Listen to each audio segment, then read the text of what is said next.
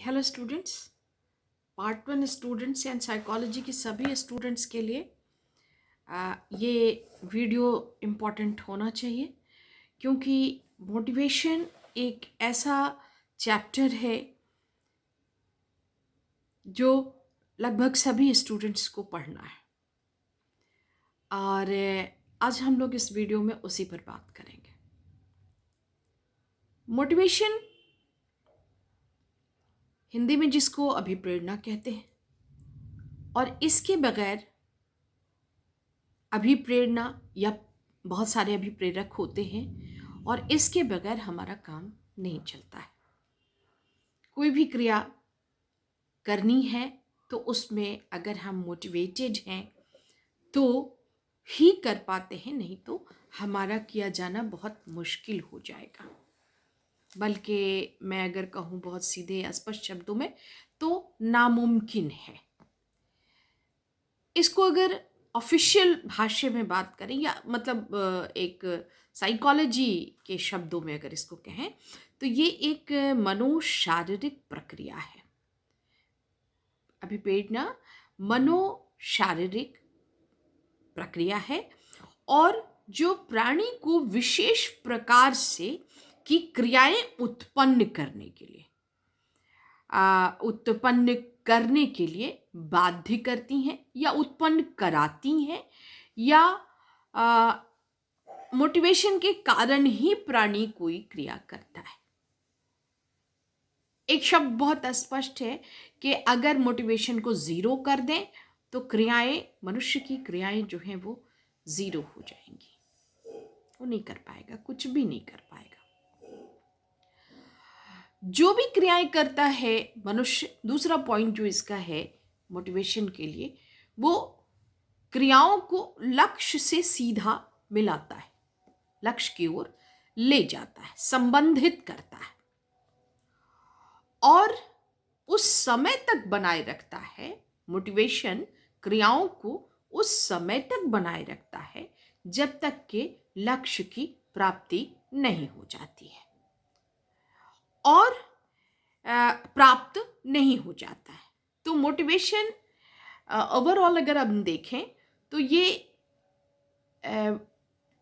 कह सकते हैं कि मोटिवेशन मनुष्य में क्रियाएं उत्पन्न करता है, मनुष्य को के गोल तक ले जाने के लिए क्रियाएं उत्पन्न करता है, और क्रियाओं को उस वक्त तक बनाए रखता है जब तक कि लक्ष्य यानी गोल की प्राप्ति नहीं हो जाती है। ये इसकी विशेषता है और ये एक मनोशारीरिक प्रक्रिया है। ये एक प्रोसेस है जो साइकोफिजिकल प्रोसेस में इसको हम मानते हैं, और सर्वप्रथम इसको थॉर्नडाइक ने बहुत उछाला, और थॉर्नडाइक का इस पर एक एक्सपेरिमेंट भी है। थॉर्नडाइक ने इसके ऊपर अपने लर्निंग थ्योरीज में भी काम किया और उसको बहुत इम्पोर्टेंस दिया।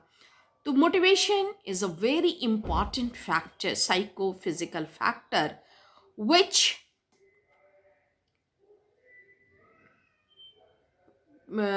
stimulate the person to do something, action में लाता है, achieve the goal,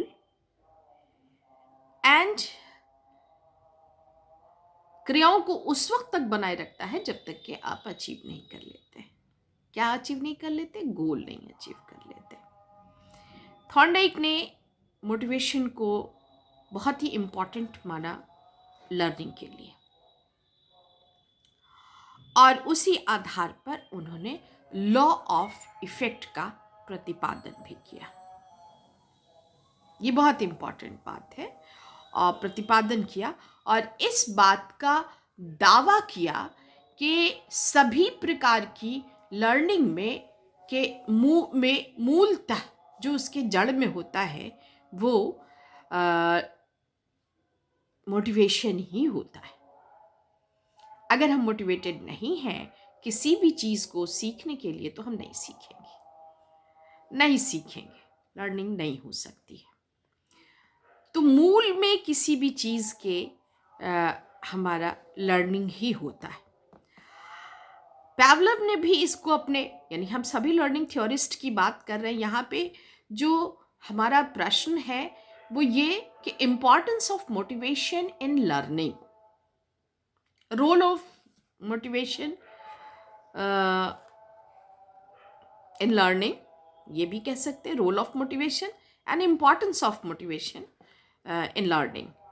तो पैवलव ने भी इसको बहुत इम्पॉर्टेंट माना। उन्होंने देखा कि जब रीइंफोर्समेंट देना बंद कर दिया गया तो कुत्ते ने लार टपकाना बंद कर दिया। इट मीन्स कि मोटिव यानी फूड का लेना, वहाँ पे मोटिव है कि खाना प्राप्त करना। तो खाना जब प्राप्त किया नहीं दिया गया तो उन्होंने खाना रीइंफोर्समेंट हुआ, और जब तक हम उसको नहीं देते हैं वो लार नहीं टपकाता है। खाना दिया जाने लगा, लार फिर से टपकने लगी।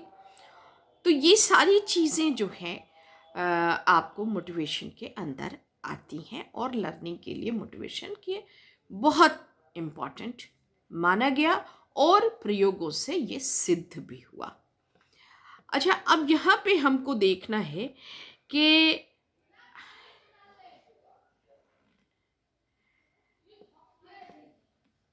हम मोटिवेशन को डिफरेंट टाइप से यदि हम प्रेजेंट करते हैं तो हमको लर्निंग स्पीड में, लर्निंग क्वालिटी में, लर्निंग के स्ट्रेंथनिंग में बहुत फ़ायदा होता है।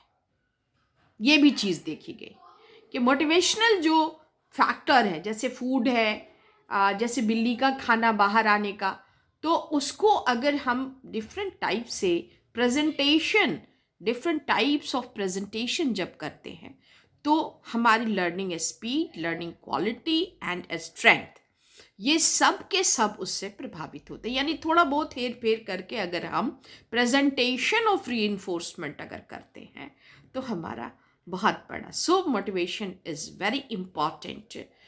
Motivation plays a very important role in the learning process of organism or human being. अब ये जो मोटिवेशनल फैक्टर हैं वो कितनी तरह से किए जा सकते हैं, ये हेर फेर कैसा कैसा हो रहा है, किस किस तरह की चीज़ों को हम रीइंफोर्समेंट में या मोटिवेशनल फैक्टर में बदल सकते हैं।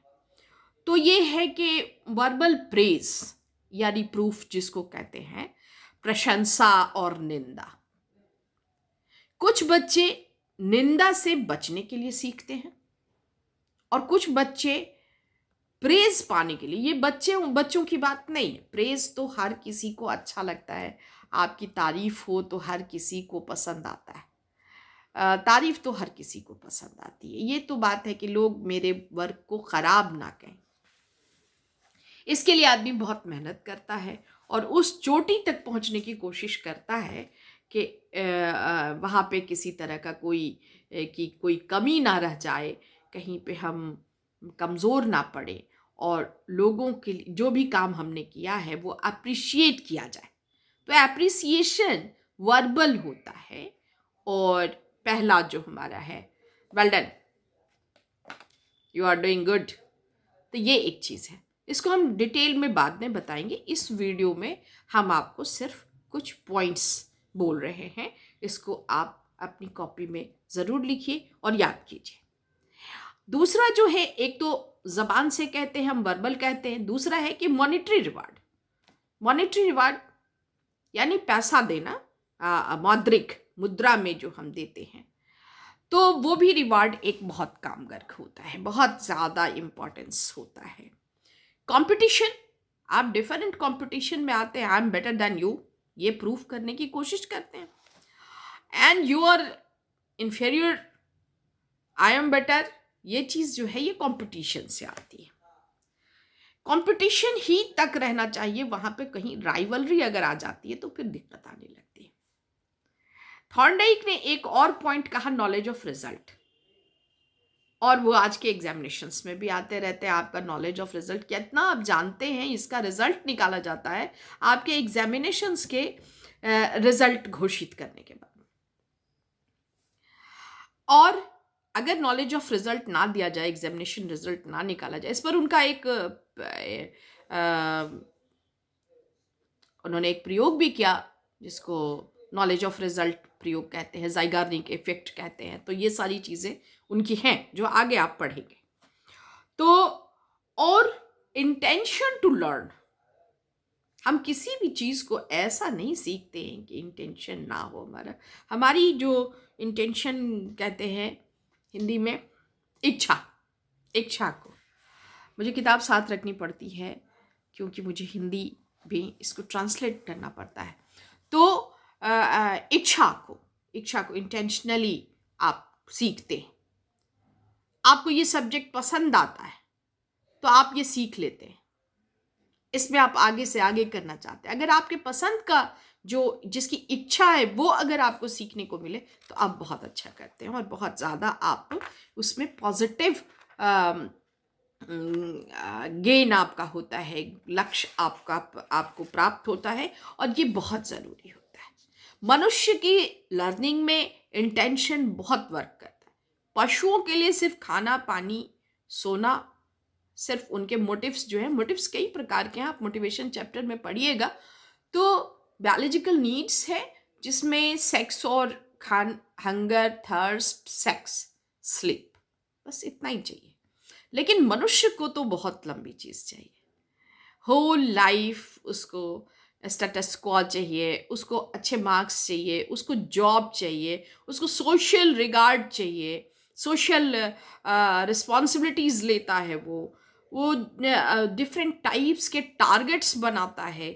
तो उस तरह से उसको सीखना होता है। हमको क्या बनना है, आपसे अक्सर हम पूछा करते हैं आपको क्या बनना है, तो आप कहते हैं हमको बीपीएससी करना है, मेरी एक बच्ची है उसको आर्मी में जाना है, किसी को बिहार पुलिस में जाना है, किसी को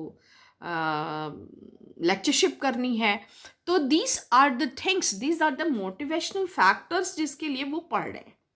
नॉन इंटेंशनल एजुकेशन जो है वो भी होता है, मगर उसके लिए वो अनायास भी हो जाता है। कभी कभी हम लोग सीखते भी हैं, कुछ भी सीख भी लेते हैं नॉन इंटेंशनली, चलो बैठे हैं तो ये कर लेते हैं, ऐसा होता है। So that's all. ये सारे पॉइंट्स हैं जिसको मैंने आपसे कहा। Verbal praise, monetary reward, competition, not rivalry, competition, उस नेक्स्ट है नॉलेज ऑफ रिजल्ट, कि आपको पता भी चलना चाहिए कि आप क्या कर रहे हैं, और दूसरा इंटेंशन टू लर्न। तो इतने पॉइंट्स मैंने आपको बताए। आज बहुत दिनों के बाद ये वीडियो मैंने आपके लिए शूट किया है और ये है importance of motivation in learning. Bye students, this video इसका सेकेंड पार्ट में